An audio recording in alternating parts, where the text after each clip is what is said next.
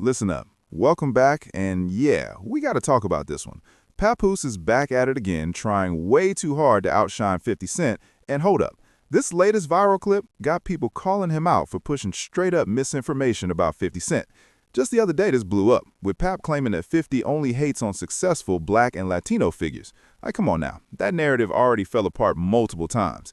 We've seen Madonna and Exexit stars catch sharks too, so that argument doesn't really hold weight. And it didn't stop there.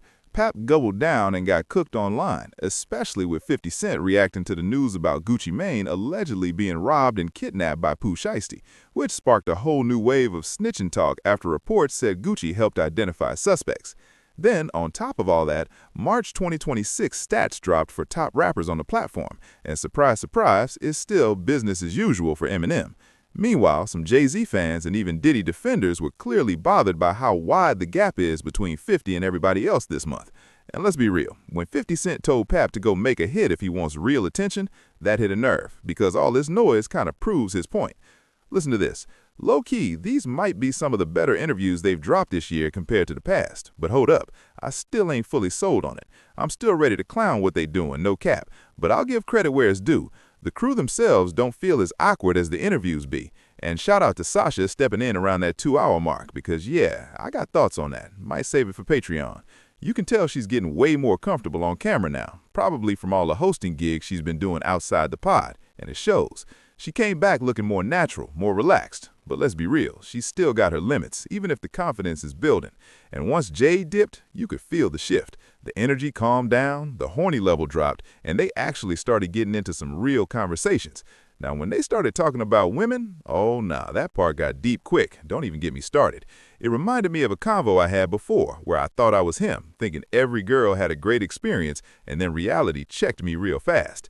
Hearing them talk like that, I'm like, yeah, I've lived through some of those exact moments, so who am I to act above it? Truth is, relationships get complicated, and communication ain't always as simple as people make it sound. Sometimes they tell you one thing, then switch it up, and you sitting there confused like, wait, what just happened?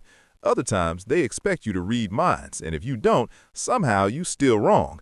So yeah, that conversation went deeper than they usually go, because normally they just skim the surface, but this time they actually tapped into real situations.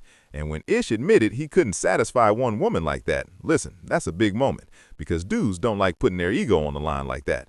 Hold up, so instead of faking it, he just kept it real like, yeah, I didn't know how to satisfy her, and honestly, that kind of honesty hits different. But anyway, listen to this.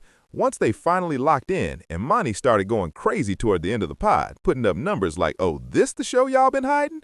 Parks rocking that pot of the mud chain, energy up, and suddenly everybody giving max effort like something clicked behind the scenes. And I'm not even gonna lie, it felt like they had a real talk backstage or something. But nah, I'm saving that part for Patreon. Still, shout out to the JBP, even though it's gonna take a lot for me to fully buy into these interview vibes. Because real talk, outside of my guy Ian, people be asking me to do interviews, and I'm like, have y'all actually seen how I move on here? Like, what do you expect me to even ask? Because I don't care enough about most people's fields to fake interest just for content. To me, interviews feel like straight-up promotion, and if I'm the one getting interviewed, cool, that's more eyes on me. But if I'm interviewing you, my audience already knows who you are, so what's the value? That's why I get frustrated watching these interviews sometimes, because we didn't come here for a talk show vibe, even if that's what they're trying to build into. We came for the raw convos, not to watch them navigate other industries. And yeah, maybe that's just me, but that's how it feels.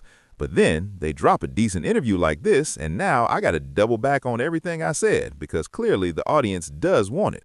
So long story short, the interview wasn't trash. It was actually decent, especially if you're into wrestling, you might rock with it. Although let's be honest, I can't even fully speak for wrestling fans because the questions they asked barely scratched the surface, even though she gave solid answers. This could have been way better structured, but shout out to Emanny for low-key carrying again, and shout out to Jade too. Now y'all tell me, am I tripping or nah? Also, quick side note, you might have noticed the audio acting weird. I don't know what's going on. This mic is recording super low and I gotta boost everything like crazy in editing. It's not hitting the same, so I might just upgrade soon, but we'll figure that out. Anyway, hit that like if you're rocking with it, subscribe if you're new, and if you already tapped in, you know the vibes. And yo, we're getting close to 1K on Patreon.